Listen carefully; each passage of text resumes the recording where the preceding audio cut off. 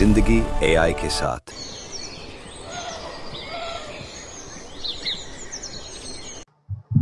रामपुर नामक गांव में एक बहुत बड़ा धनी सुनार रहता था, जो लोगों को ब्याज के चलते पैसे उधार दिया करता था और उनसे सामान गिरवी रखवाता था।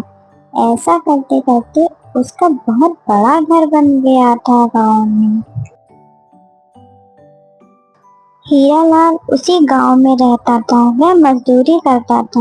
खाना खा के वह दोबारा मजदूरी पे चला गया। हीरालाल का खेत बंजर था। वह बहुत परेशान था। एक दिन उसके दोस्त ने उसको सलाह दी। अरे हीरालाल, कैसे हो? घर में सब बढ़िया है? बहुत ही परेशान लग रहे हो। कोई दिक्कत हो तो बताओ मुझे, तुम्हारा दोस्त हूँ मैं आखिर। अरे भाई, क्या बताऊं, बहुत परेशान हूँ। घर पे एक बूंद राशन नहीं है और ये बंजर जमीन भी मेरे सर चढ़ी है। कुछ समझ नहीं आ रहा। अरे तो तुम इतना दुखी क्यों हो? तुम्हारे पास कोई कीमती सामान हो तो वह सेठ धनीराम के पास जाकर गिरवी रख दो और उससे पैसे ले लो खेती करने के लिए। इतना कह के उसका दोस्त वहां से चला गया और हीरालाल सोचने लगा अब क्या करे। फिर हीरा ने जल्दी जल्दी अपने खेत का काम खत्म करके सेठ धनीराम के घर गया। नमस्कार सेठ जी, वो मुझे थोड़ा सा उधार पैसे चाहिए थे। मुझे अपने खेत के लिए चाहिए थे। जैसे ही मेरी फसल आ जाएगी मैं उसको बेचकर आपके पैसे वापस कर दूंगा। क्या मुझे पैसे मिल सकते हैं? मैं सोने का मंगलसूत्र गिरवी भी रख दूंगा। अरे कैसी बात कर रहे हो भाई? मैं बैठा किस लिए हूँ यहाँ पे? तुम गरीबों की मदद के लिए। लाओ, दो अपना मंगलसूत्र, मैं तुम्हें उसके बदले पैसे देता हूँ। और हाँ, एक बात का याद रहे, मैं सिर्फ तुम्हें 3,000 रुपए ही दे पाऊंगा। सुनार मंगलसूत्र देखकर बोला, अरे ये तो 1,000 रुपए का है। मैंने तो फिर भी तुम्हें 3,000 रुपए दिए हैं इसके बदले। चलो ले जाओ, तुम भी क्या याद करोगे। और हाँ, जल्दी वापस करना। हीरालाल सुनार की बात मान गया और उसे धन्यवाद कहकर वापस अपने घर की ओर फसल काटने चला गया। कुछ दिनों बाद उसने अपने खेतों में कड़ी मेहनत करी और उन पैसों से अधिक बीज लगाए और कुछ दिनों बाद उसे अच्छी फसल हुई, जिसे बेचकर वह बहुत खुश था और उसने बहुत पैसे कमाए। दोनों पति पत्नी बहुत खुश थे क्योंकि उनके घर नई खुशियां आई थी। तभी हीरालाल अपनी पत्नी से कहता है कि वह जा रहा है वो मंगलसूत्र उस सुनार से लेने और उसे पैसे वापस करने।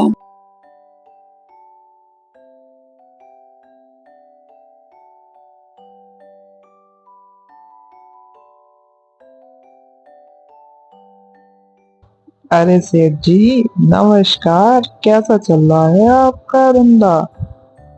ठीक तो है आप? हाँ हाँ, सब बढ़िया। तुम्हें देख के लगता है शायद तुम मेरे पैसे वापस करने आए हो, क्यों? हाँ सेठ जी, आपके दिए हुए पैसे से मेरी फसल में बहुत अच्छा सुधार हुआ है और मैंने उसे शहर में बहुत अच्छे दामों पर बेचा है, जिससे मुझे मुनाफा हुआ है। अब मैं अपना मंगलसूत्र लेने आया हूँ और आपके पैसे वापस करने आया हूँ। हाँ हाँ, चलो अच्छा है, तुम्हारा भी जीवन सुधर गया। आखिर मैं यही चिंता में था कि तुम्हारा मंगलसूत्र कहीं यहीं ना रह जाए। वैसे बैठो, मैं लाता हूँ तुम्हारा मंगलसूत्र। सुनार अपनी अलमारी से वह मंगलसूत्र निकालकर उसे देता है। सेठ जी, ये मेरी पत्नी का मंगलसूत्र नहीं है, ये नकली है। ये किसी और का है शायद। मेरी पत्नी के मंगलसूत्र के पीछे मेरे पिताजी का नाम लिखा हुआ था और इसके पीछे नहीं लिखा है। जरा आप ध्यान से देखिए। अरे अब तुम ये क्या बात कर रहे हो? तुम्हें क्या लगता है मैंने ये मंगलसूत्र बदल दिया? मैं चोर हूँ? ये बात तुम्हें पहले बतानी चाहिए थी कि तुम्हारे मंगलसूत्र के पीछे तुम्हारे पिताजी का नाम लिखा है। देखो, जो तुमने मुझे दिया मैंने तुम्हें वापस किया। अब तुम जानो और तुम्हारा काम जाने। आज तक किसी ने मेरे ऊपर ऐसा इल्जाम नहीं लगाया। तुम पहले इंसान हो ऐसे।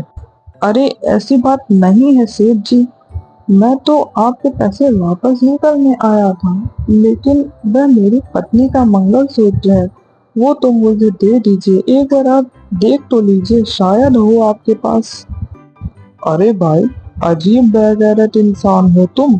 कैसे पीछे पड़ गए हो मेरे, जैसे कि मैं चोर। एक तो मैं मदद करूं, ऊपर से मुझे ही झूठ बताओ। वह उदास होके वो मंगलसूत्र लेके वापस जाने लगा। जंगल में चलते चलते उसे उसका दोस्त रास्ते में मिला और उसने उसको वहाँ की सारी बातें बताई। जंगल में चलते चलते उसे उसका दोस्त रास्ते में मिला और उसने उसको वहाँ की सारी बातें बताई। उसने अपने दोस्त को वह मंगलसूत्र भी दिखाया। अरे भाई, तुम परेशान मत हो। तुम गांव के सरपंच जी के पास जाकर ये बात बताओ, वह जरूर तुम्हारा फैसला करेंगे। मुझे कुछ समझ नहीं आ रहा है, मैं क्या करूं? और घर जाकर अपनी पत्नी को मैं क्या बताऊंगा कि उसका मंगलसूत्र मैं नहीं वापस ला पाया? अरे दोस्त, दिल छोटा मत करो। तुम सरपंच जी के पास जाओ और परेशान मत हो, वह जरूर तुम्हारी बात सुनेंगे। हरी अपने दोस्त की बात सुनकर धीरे धीरे सरपंच जी के घर की ओर चलने लगा और उनके पास पहुंचकर उसने सारी आपबीती उन्हें बताई। सरपंच जी, सुनार ने मेरा मंगलसूत्र बदल दिया है, मेरी मदद करें। क्या सबूत है तुम्हारे पास कि यह मंगलसूत्र तुम्हारा ही है? अगर तुम्हारे पास कोई सबूत है तो तुम दिखाओ मुझे। सरपंच जी, वह मंगलसूत्र मेरा पुश्तैनी मंगलसूत्र है, जिसके पीछे मेरे पिताजी का नाम लिखा हुआ है। और जो सुनार ने मंगलसूत्र दिया है, उसके पीछे कोई भी नाम नहीं लिखा हुआ है। सरपंच जी के कहने पे सरपंच जी का आदमी उस सुनार को घर लेकर आ जाता है।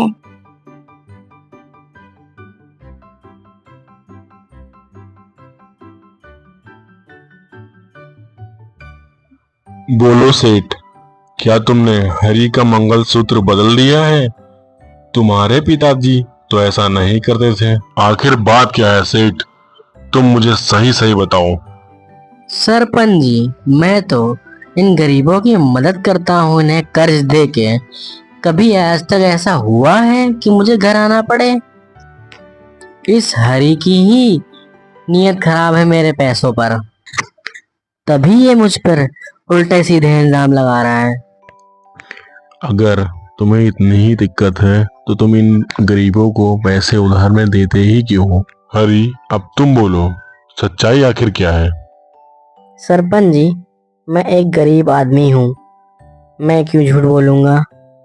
बस आप सेठ जी से बोल दीजिए, असली मंगलसूत्र मुझे वापस कर दें। वह मेरा पुश्तैनी मंगलसूत्र है, जिसके पीछे मेरे पिताजी का नाम लिखा हुआ। सरपंच जी, ये मुझ पे इल्जाम लगा रहा है। मैंने तो सोचा ये गरीब है, क्यों ना इसकी मदद कर दूं। मैंने तो इसके जैसे लाखों की मदद की, पर किसी ने कुछ कहा नहीं, लेकिन ये मुझे ही गलत ठहरा रहा है। सरपंच जी, ऐसे तो ये मुझे पूरे गांव में बदनाम कर देगा। अब इसका कोई आप ही उपाय निकालिए सरपंच जी। मुझे लगता है सेठ सही है, शायद गलती तुमसे ही हो रही है। एक बार तुम जाके उस मंगलसूत्र को दोबारा चेक करो और उसके बाद देख के मुझे बताओ, फिर आगे मैं देखता हूँ। आज की सभा यहीं खत्म होती है। सरपंच जी की बात सुनकर सेठ मन ही मन खुश हो गया कि अब उसकी चोरी नहीं पकड़ी जाएगी, लेकिन हरी उदास हो गया। उसका पुश्तैनी मंगलसूत्र अब उसके पास नहीं था। सरपंच जी के मन में एक ख्याल आया और उन्होंने अपने आदमी से कहा, मुझे लगता है ये सेठ झूठ बोल रहा है। हरी का मंगलसूत्र इसी में रखा हुआ है। ये सेठ जहाँ अपना सोना रखता है, तुम जाके उस सोने को चेक करके देखो और शायद उसमें ही हरी का मंगलसूत्र हो। मैं चाहता हूँ ये काम तुम जल्द से जल्द करो, वरना वह सेठ सतर्क हो जाएगा और अगर कहीं वह मंगलसूत्र छुपा ना दे। जी सरपंच जी, जैसा आप कहते हैं मैं वैसा ही करता हूँ। लेकिन ध्यान रहे, तुम्हें बहुत सतर्क होके सेठ के घर जाना होगा, ताकि उसे ये ना पता चले कि तुम मेरे आदमी हो। जी सरपंच जी, उसे बिल्कुल भी नहीं पता चल पाएगा कि मैं आपके आदमी हूँ और मैं वेश बदल कर जाऊंगा, क्योंकि मेरे पास एक पुश्तैनी हार है जो कि मैं उसके घर गिरवे रखूंगा और देखूंगा कि वह हार वह बदलता है या नहीं। अगर वह बदल देगा तो वह पकड़ा जाएगा।